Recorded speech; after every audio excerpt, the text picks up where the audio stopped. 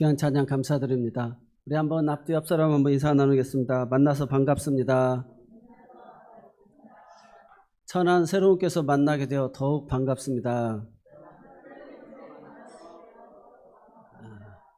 우리가 만나면 좋은 사람 있지 않습니까? 우리가 주 안에서 이렇게 만나게 되니까 얼마나 귀하고 복되고 그냥 미소 지어지고 행복한지 모르겠습니다. 가스라이팅이라고 하잖아요. 그 사람을 자기의 사람으로 주입을 시키려고 막 밥을 사주고 뭔가를 하나를 섬겨도 뭔가 대가를 바라면서 목적을 가져가면 얼마나 불편한 만남이 됩니까? 그런데 정말 우리 교회는 예수님을 사랑하고 피로 맺어진 정말 공익을 위한 것을 뛰어넘는 하나님의 공의를 이루는 일에서의 자녀되고 만났기 때문에 얼마나 우리의 이 만남이 복되고 귀한 만남인지 모릅니다. 세상의 어떤 만남보다도 가장 유익하고 복된 만남이 되어진 줄로 믿습니다. 오늘 본문은 솔로몬이 1000번제를 드린 내용입니다. 그러니까 1000번제, 어떻게 해서 1000번제가 나왔는지를 보면 우리가 잘 아는 대로 다윗이 나이가 들어가지고 빨리 왕위를 이양을 해야 되는데 늦어졌어요. 그러니까 아도니아가 넷째 아들인데 자기가 제사장 아비아달, 또 군대 장관 요압, 그리고 그 동생들을 막 데리고 한 50여 명이 가가지고 자기들 스스로 자체적으로 그냥 왕위를 계승해 버립니다. 그 소식을 빨리 듣고 밧세바에게 전해지고 밧세바가 다윗에게 얘기해서 왕이 이렇게 약조하지 않았습니까? 그러니까 다윗이 아차 싶어가지고 사독 제사장과 나단 선지자를 불러가지고 빨리 기온에 가가지고 그 여호야다의 아들 분하야를 데려다가 빨리 솔로몬을 왕위에 시키고 왕은 만세수를 하옵소서라고 이렇게 외치라고 이렇게 이야기합니다. 그래서 그렇게 되어짐으로 인해서 솔로몬이 왕위를 계승하게 되어집니다. 그래서 나라가 안정적이게 되어지고 이제 그 아도니아가 살려달라고 제단불을 붙드니까 왕위에 이르렀는데 내가 바로 피를 보겠느냐, 네가 살 길이 있으면 반드시 살리라, 그러나 하나님 앞에 네가 죽을 일 있으면 죽으리라 하고 그를 살려줍니다. 그런데 나중에 우리가 잘 아는 대로 밧세바에게 찾아가가지고 이 왕이 내 것인데 하나님이 이 솔로몬에게 줬습니다. 나에게 간청이 하나 있는데 그 누구죠? 아비삭을 나의 그 후실로 온 그 후궁으로 온 아비삭을 나에게 달라고 이렇게 부탁을 합니다. 그러니까 밧세바가 그 정도 청이야 못 들어주겠냐고는 그 솔로몬에 가가지고 그 왕의 옆에 앉게 되어지고 청을 하니까 어머니는 이제 내 왕위까지도 형한테 주시라고 이렇게 이야기합니다. 그러면서 분하야를 시켜가지고 이 아도니아를 죽이게 되집니다. 그리고 우리가 잘 아는 대로 다윗이 죽으면서 3가지 유언을 남깁니다. 그래서 요압이 편하게 죽음을 보지 못하도록 네가 지혜롭게, 너는 지혜로운 자니까 지혜롭게 그를 처단하라고 이야기합니다. 그 이유는 넬의 아들 아브넬을 장군을 이렇게 계약을 하고 이제 평화를 맺기로 했는데 그를 자기 형제에 대한 복수심으로 죽이게 되어지고 또 아마사 장군도 또 죽이게 되어집니다. 자기의 시기와 적개심, 그런 개인적인 감정을 통해 가지고 죽게 되니까 다윗이 얼마나 위기를 맞았는지 모릅니다. 그래서 네가 지혜롭게 그를 처단하라. 그 대신에 또 바르셀레는 압살롬으로서 쫓겨났을 때 자기를 아주 극진히 대접을 했거든요. 그래서 그의 자손들이 그 왕궁의 그 왕실에서 음식을 같이 먹을 수 있도록 잘 배려해 주라라고 이야기를 하고, 또 그때 갈 때 베냐민 지파의 시므이라고 하는 사람이 비루한 자여 꼴 좋다, 네가 사울을 그 자리를 차지하더니 그렇게 비참한 결과를 가졌단 말 이렇게 비난했는데 그를 이제 용서를 구하니까 살려주지만 편하게 그도 죽지 않도록 솔로몬을 통해서 심판하라고 해서 나중에 결국 시므이도 이렇게 분하야를 보내서 죽게 만드는 것을 보게 되어집니다. 그래서 그 지경 경계를 넘어서면 안 된다 그랬는데 잊어버렸다 싶어가지고 넘어갔다가 결국 시므이가 이제 그 걸리게 돼서 죽게 되어지는 것을 보게 되죠. 그러면서 이 솔로몬이 왕위에 이르렀을 때가 한 25세고 결혼도 아내도 한 명 있고 자녀도 한 2명 있고, 이제 이런 상황에서 오늘 3장 앞에 46절에 보면 여호와의 아들 분하야에게 명령하여 그가 나가서 시므이를 치니 그가 죽은지라 이에 나아라가 솔로몬의 손에 견고하여 지니라. 그러니까 솔로몬이 어느덧 나이도 있고 또 아버지의 그 유언도 다 남기고 또 자기가 왕위도 계승하여서 나라도 든든해지고 견고해진 상태인데, 솔로몬이 오늘 산당에 가서 일천번제를 드리는 겁니다. 아직 솔로몬의 성전과 하나님의 성전이 완공이 되지를 않았어요. 그런데 우리가 오늘 그 앞에 3절에 보면 솔로몬이 여호와를 사랑하고 그의 아버지 다윗의 법도를 행하였으나 산당에서 제사하며 분향하였더라. 이 산당이라고 하는 것은 제단이 높은 곳이라는 뜻이에요. 그러니까 높은 곳에 가서 제단에다가 소를 잡고 숫소나 순양이나 순염소 이 수컷만 흠이 없는 걸 드릴 수 있었거든요. 그래서 부정한 것들은 다 걸러내고 온전히 태워서 높은 곳에서 드리는 게 산당이었어요. 그래서 기브온 산당이 아주 큰 산당이었습니다. 그래서 그곳에서 하나님 앞에 1,000마리의 소를 드리는 겁니다. 그래서 한 보통 성경학자들이 7일에서 8일 정도는 그 태우는데 들었을 거라는 것입니다. 근데 그 밤에 하나님이 꿈에 나타나셔서 네가 무엇을 구하느냐. 보통 1,000마리를 드린다라고 하는 것은 그 전에도 없었던 일이거든요. 전무후무한 일입니다. 1,000마리를 드리는 것. 그런데 하나님 앞에 기도하기를 나의 하나님 여호와여 주께서 종으로 종의 아버지 다윗을 대신하여 왕이 되게 하셨사오나 종은 작은 아이라 출입을 할 줄을 알지 못합니다. 그러니까 출입을 할 줄 못한다는 건 왕으로서 어떻게 해야 백성을 잘 다스릴지를 모른다라는 내용입니다.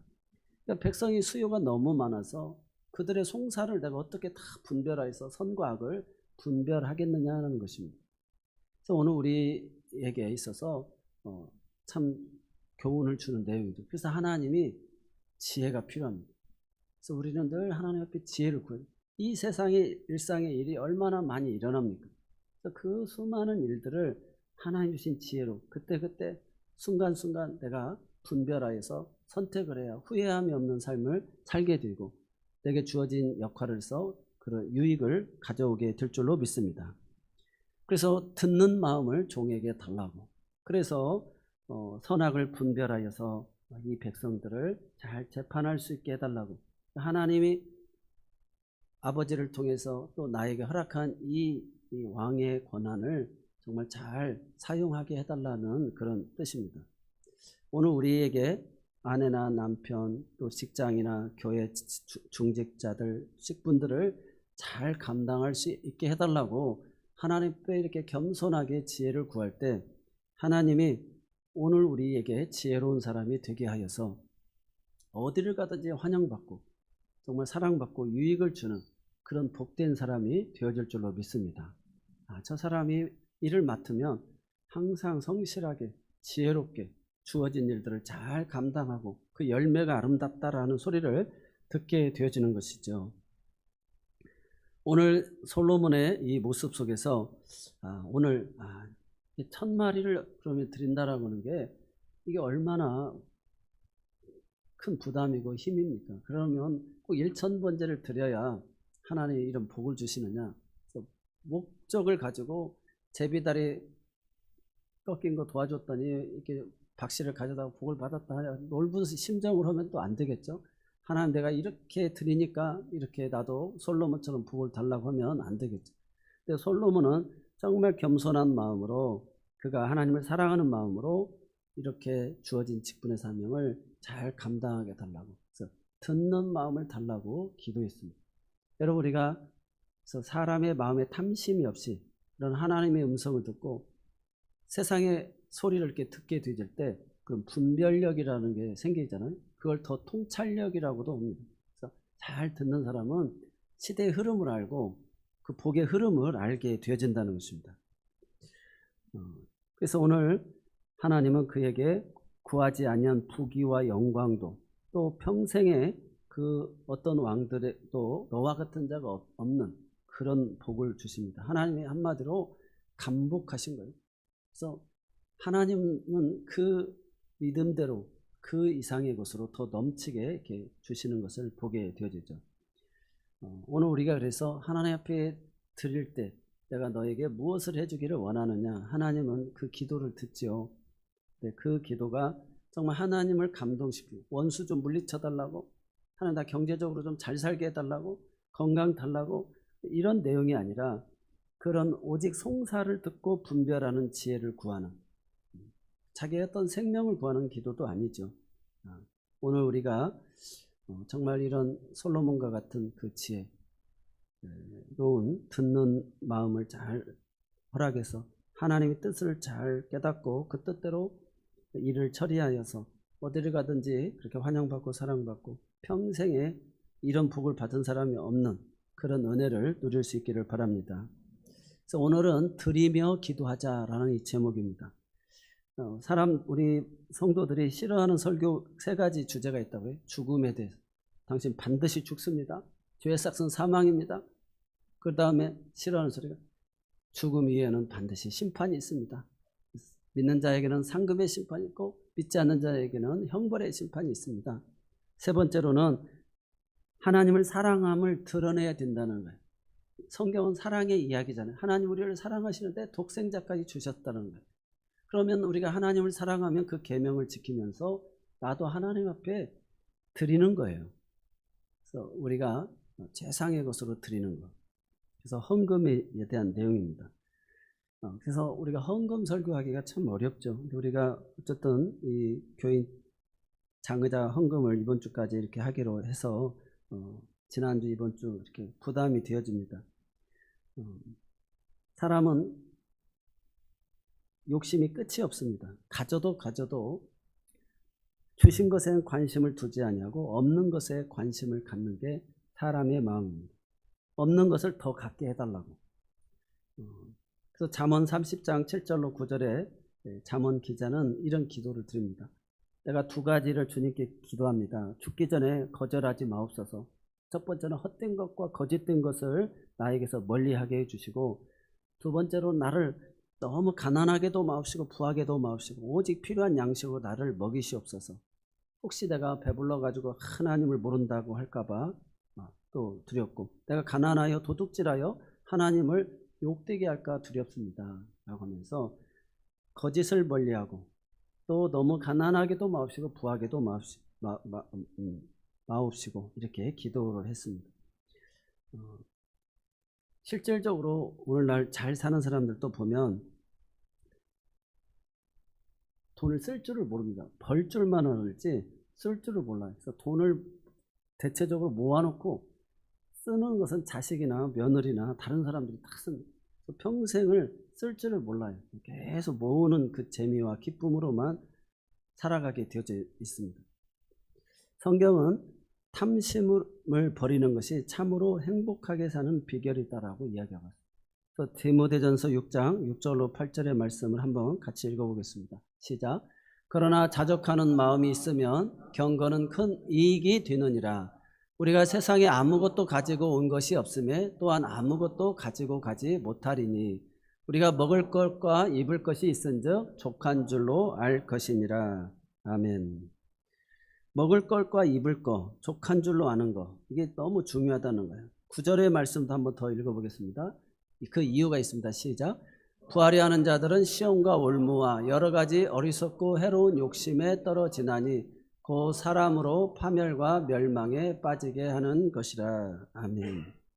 그래서 요즘에 하도 보이스피싱도 많고 투자 유혹도 많고 그렇게 하잖아요. 그래서 존니라고 하는 분이 우리 한국 사람들은 유태인들은 3살부터 미국 사람도 어려서부터 이 그 주식에 대해서 투자하는 법에 대해서 공부를 배웠는데 한국 사람들은 실컷 살고 이제 은퇴하고 퇴직금 받고 60이 되어지면 그때서 이제 이 돈을 가지고 어떻게 잘 굴릴까, 어떻게 사업을 해야 될까 하다 보니까 이 미리 준비가 안 돼서 노후가 이렇게 많이 그 투자 사기도 당하고 또 경험이 부족해 가지고 어려운 일을 당한다라고 합니다.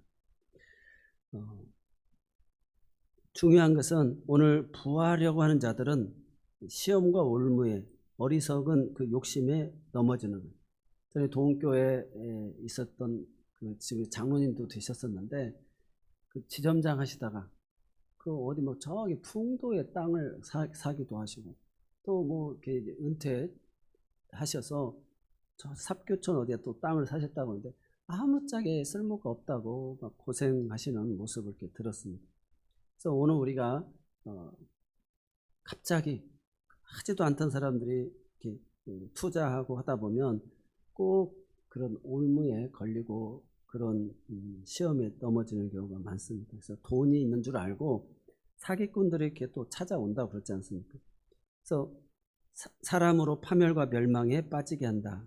그래서 돈을 사랑함이 일만하게 뿌리가 되는데 히브리서 13장 5절에 돈을 사랑하지 말고 있는 바를 족한 줄로 알라 이렇게 이야기하고 있습니다. 그래서 하나님 내게 허락하신 것에 지금 현재 있는 것에 족한 줄 알고 감사하며 사는 사람이 진짜 부자라고 말씀하고 있음을 믿으시기 바랍니다.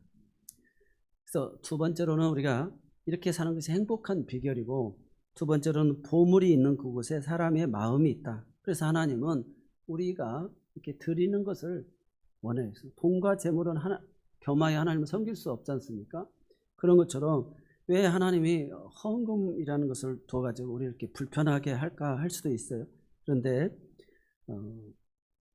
우리가 쓰면서 살아야 될 돈을 우리가 구별하여 하나님께 드리는 것, 그것을 하나님은 그 마음을 원하신다는 것입니다.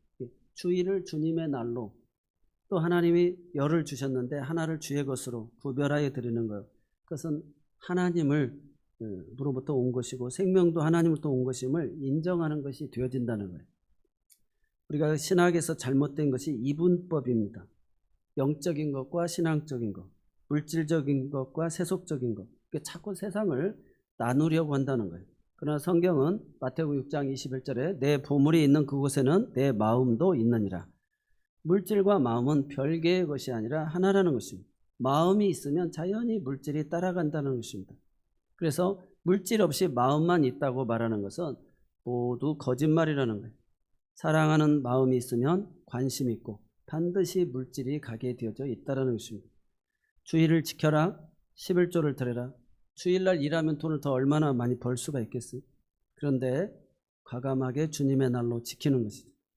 10분의 1을 나눈다는 게 얼마나 쓸 일도 많습니까? 그런데 하나님의 것으로 구별하여 드린다는 것이죠. 우리가 한 주간의 삶을 감사하는데 감사를 표현해야 된다는 거죠. 그리고 성전을 지어라 이렇게 이야기하고 있어요.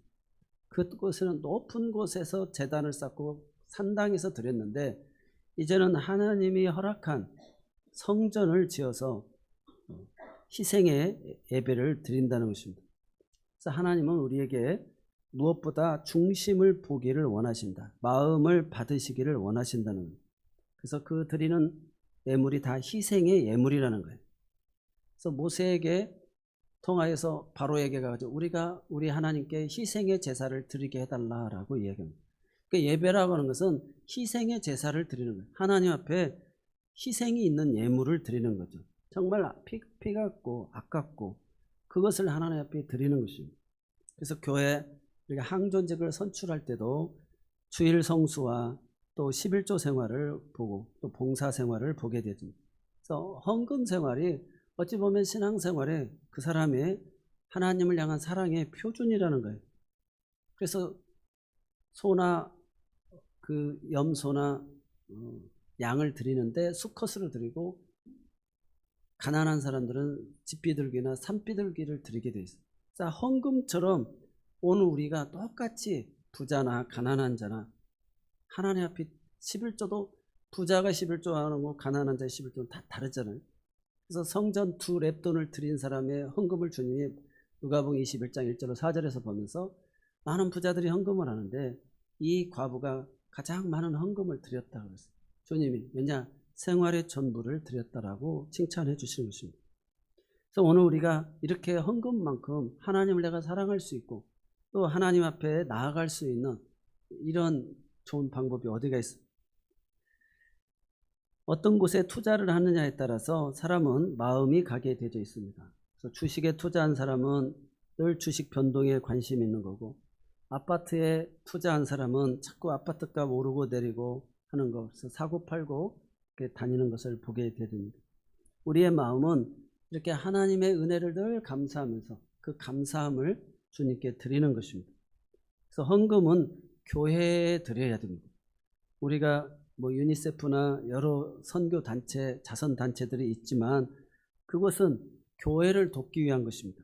마태복음 16장 18절에 보면 예수님께서 제자들에게 이렇게 말합니다. 또 내가 내게 이르노니 너는 베드로라. 내가 이 반석 위에 내 교회를 세우리니 음부의 권세가 이기지 못하리라.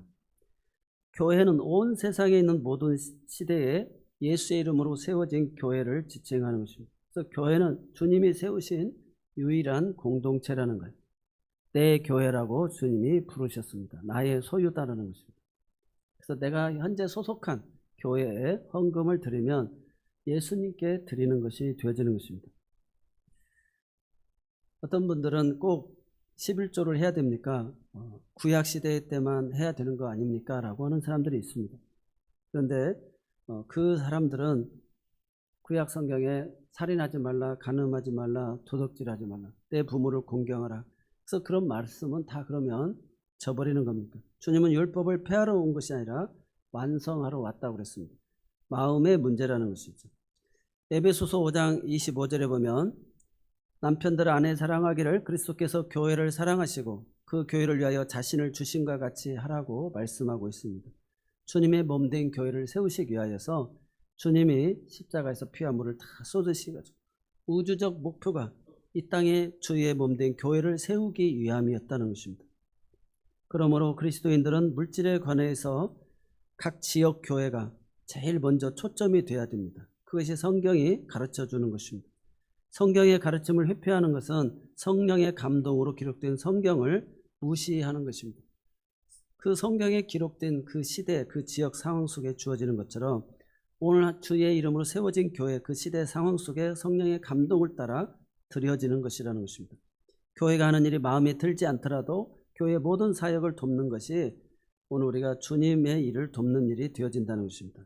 물론 사회단체나 기부금을 내는 것, 선행을 베푸는 것도 가능한 일이 되겠죠. 그러나 헌금은 예배에 두드러진 한 형태이다. 그래서 하나님 앞에 감사와 자기의 헌신의 그 사랑의 표현을 드리는 것이라는 것이죠. 그래서 헌금할 때는 반드시 인색함으로나 억지로 하지 말아야 된다는 것입니다. 필리포 교회가 에바브로디도편을 통해서 사도 바울이 감옥에 갇혔을 때 헌금을 보내게 되집니다.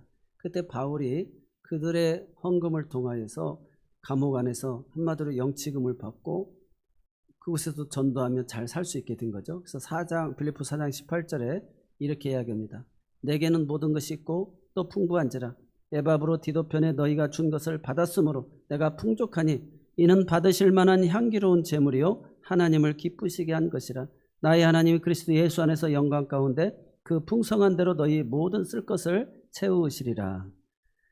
사도 바울은 너희들이 교회를 통해 내게 준 것을 구약시대의 번제단 위에 제사에 쓸 양을 바치는 것과 마찬가지로 하나님께 드려진 향기로운 예물이 되어졌다라고 이렇게 고백하는 것입니다. 그래서 고린도후서 9장 7절은 각각 그 마음에 정한 대로 할 것이요 인색함으로나 억지로 하지 말지니 하나님은 즐겨내는 자를 사랑하시느니라. 헌금 안 하면 망합니다. 저주받습니다. 하나님 반드시 그거 다 보상해 갑니다. 몇 배로 가져갑니다. 이렇게 협박하는 것은 잘못이죠. 마음의 감사와 기쁨이 없이는 하지 못하는 게 헌금이라는 것입니다. 그리고 또 그렇게 해야 바른 정신이고요. 그러므로 돌려받으려는 생각, 세상의 말로 투자를 통해서 얻겠다라는 그런 생각은 버려야 된다는, 이것을 들여서 무엇을 얻을까 생각하면 안 되고 이것을 들으면 하나님이 기뻐하실까? 이것을 들으면 하나님이 나의 이 감사한 마음이 전해질까라고 하는 그런 순수한 사랑의 마음이어야 된다는 것입니다. 그래서 과부의 두 렙도는 그의 전부의 희생이었어요. 그래서 주님이 칭찬하신 것을 보게 됩니다. 그래서 헌금은 반드시 미리 준비해야 된다는 것입니다. 고린도후서 9장 5절의 말씀 한번 같이 읽어보겠습니다. 고린도후서 9장 5절 시작. 그러므로 내가 이 형제들로 먼저 너희에게 가서 너희가 전에 약속한 연보를 미리 준비하게 하도록 권면하는 것이 필요한 줄 생각하였노니 이렇게 준비하여야 참 연보답고 억지가 아니니라. 아멘. 그래서 민수기 8장 12절에 제사를 지낼 때 제물을 준비한 사람은 레위인으로 숫송아지들의 머리에 안수하게 하고 네가 하나는 속죄제물로 하나는 번제물로 여호와께 드려 레위인을 속죄하고 이렇게 이야기했습니다. 허물 없는 좋은 것을 취하여서 머리에 손을 얹고 먼저 기도한 후에 드렸다는 거예요. 그래서 이렇게 준비된 물질을 잘 준비하여서 드리는 거, 하나님 그걸 기쁘게 받으신다는 것입니다. 그래서 헌금은 힘대로 힘에 지나도록 후하게 드릴 수 있어야 되는 것입니다. 그래서 고린도서 8장 1절로 3절의 말씀 같이 한번 더 읽겠습니다. 형제들아, 하나님께서 마게도냐 교회들에게 주신 은혜를 우리가 너희에게 알리노니 환난의 많은 시련 가운데서 그들의 넘치는 기쁨과 극심한 가난이 그들의 풍성한 연보를 넘치도록 하게 하였느니라. 내가 증언하노니 그들이 힘대로 할 뿐 아니라 힘에 지나도록 자원하였다. 다른 사람하고 비교하지 말고 할 수 있는 범위 내에서 최선을 다하여 기쁜 마음으로 드리라는 것이죠. 억지로나 인색함으로 남들이 하니까 다 해야 되겠다 이렇게 하지 말고 하나님 주시는 힘대로 그렇게 하라는 것입니다. 그래서 고린도서 9장 13절은 이렇게 이야기합니다. 이 직무를 증거로 삼아 너희 그리스도의 복음을 진실히 믿고 복종하는 것과 그들과 모든 사람을 섬기는 너희 후한 연보로 말미암아 하나님께 영광을 돌리고, 그래서 그 증거가 되어져서 하나님께 영광이 되어졌다라고 하는 것입니다. 우리가 여행을 가면 팁도 주지 않습니까? 어디 음식점에 가도 귀한 서비스를 받으면 팁도 주고, 또 자기 이름을 내기 위해서는 어디 기부도 하기도 하고 쓸 돈도 씁니다. 또 우리 여름 피서를 위해서라고 한다면 아낌없이 쓰는 경우도 있습니다. 하나님께 드린 물질과 차이가 어떤가를 비교해 보면 됩니다. 정말 하나님이 주신 거 우리가 감사해서 드릴 때 하나님이 기뻐 받으신다는 것입니다. 하나님은 그 마음 중심을 다 보시는 거예요. 두 랩돈을 보신 것처럼 정말 우리의 형편과 처지 속에서 드려지는 그 마음을 하나님이 보신다는 것입니다. 그래서 1,000번제라는 건 1,000번 태워드린다라는 의미가 아니라 1,000 차례 천자를 쓰고 있습니다. 그래서 우리가 소위 말해서 1,000원씩 매 예배 때마다, 그래서 1,000번제 드리는 교회들은 매 예배 때마다 1,000원씩을 하나님 앞에 봉투에서 올립니다. 그렇게 1,000번을 하면 100만 원이 되어지는 것이죠. 그래서 그것은 하나님 앞에 내가 이렇게 작정하고 매번 희생의 제사를 드린다. 그래서 하나님을 향한 그런 나의 간절한 소망을 가지고 드리는 것입니다. 우리가 작정 기도할 때도 그런 마음을 가지고, 또 어떤 분들은 금식 기도할 때도 내가 밥 먹을 거 안 먹고 그 금식미를 또 드리면서 금식을 하는 분들도 있습니다. 이런 것은 그렇게 하나님 앞에 나의 그런 어떤 정성, 그런 간절한 소망, 그리고 그 소망도 자신의 어떤 이익이 아니라 주어진 그 직분, 그 사명을 감당하기 위한 그 기도를 드릴 때 하나님이 그렇게 기뻐 받으신다는 것입니다. 진짜 부자는 예수 안에서 천국을 소유한 사람인 줄로 믿습니다. 그래서 바울 사도는 그리스도 예수 안에서 내가 모든 것을 배설물처럼 여겨버렸다고 그랬어요.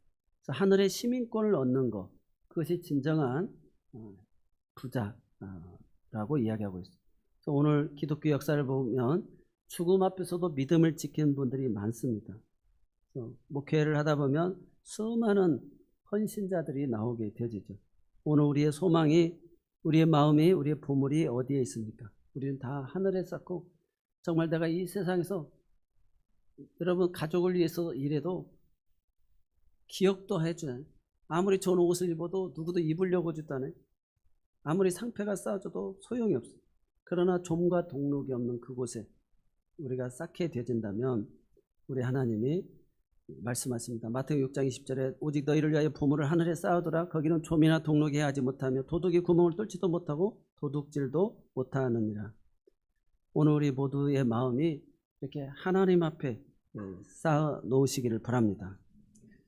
소도 물을 먹고 뱀도 물을 먹는데, 소는 물을 먹으면 우유 젖이 나오고 뱀은 독이 나오지.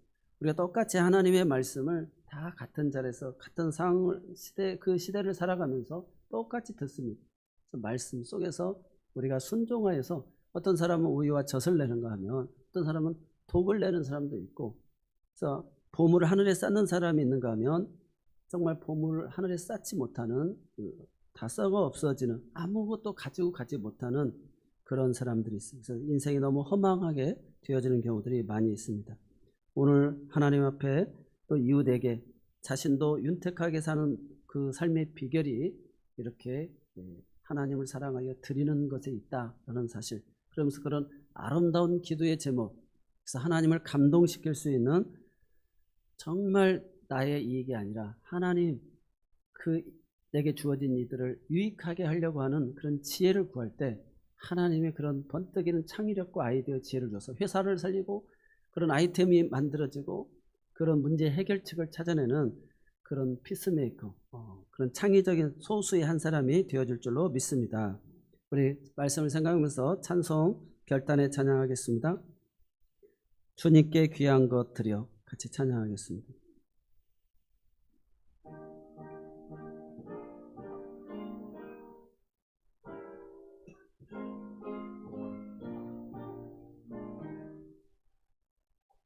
주님께 귀한 것 드려 젊을 때 힘달아 진리의 싸움을 할 때 열심을 다하여라. 모범을 보이신 예수 굽히지 않으셨네. 너희는 충성을 다해 주님을 섬기여라.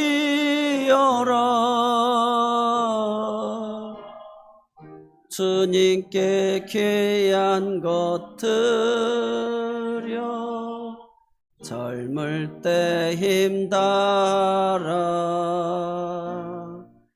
구원의 값줄을 잊고 끝까지 싸워라. 이 시간 우리 같이 말씀을 생각하면서 결단의 기도 합심해서 한번 드리도록 하겠습니다. 우리 주여 한번 하고 기도하도록 하겠습니다. 주여, 오 하나님 아버지, 오늘 또 우리에게 듣는 마음을 허락하여 주옵소서. 솔로몬이 겸손하여 아버지 하나님 아이와 같은 마음을 가지고 주님 앞에 내게 주어진 직분의 사명 감당하기 위하여 기도하고 있습니다. 사랑하는 아내를 위해서, 자녀를 위해서, 아버지 하나님 내게 주어진 직장과 직분의 모든 사명들을 감당하기 위해서 아버지 하나님 듣는 마음을 허락하여 주시고 영적 분별력을 허락하여 주시고 통찰력을 허락하여 주셔서 세월을 아껴가면서 후회함이 없는 인생을 살아가는 우리 모두가 되게 인도하여 주시옵소서. 하나님, 오늘 또 우리의 기도의 내용들이 합당하여서 정말 전무후무한 아버지의 그런 복, 아버지의 생명에 더해지는 그런 은혜들이 우리의 삶 속에 일어나게 인도하여 주옵소서. 오늘 또 아버지 하나님 주님께 귀한 걸 드릴 수 있는 아버지의 믿음 우리 모두에게 허락하여 주시고 그 복을 아버지 누리는 지혜로운 모든 자들이 되게 하옵소서. 하나님 아버지, 오늘 말씀을 통해 우리의 마음을 보시는 주님의 뜻을 깨닫게 하시니 감사합니다. 우리의 삶과 물질을 주님께 드리기를 원합니다. 억지로나 인색함이 아니라 기쁨과 감사로 드리게 하여 주옵소서. 이 헌금이 교회의 장의자 마련에 쓰여질 때 우리의 마음과 기도가 함께 드려지게 하여 주옵소서. 드리는 모든 손길마다 하나님의 은혜와 축복으로 채워주시고 모든 우리 교회가 더욱 든든히 세워져 복음의 빛을 발하게 하여 주옵소서. 예수님의 이름으로 기도드리옵나이다.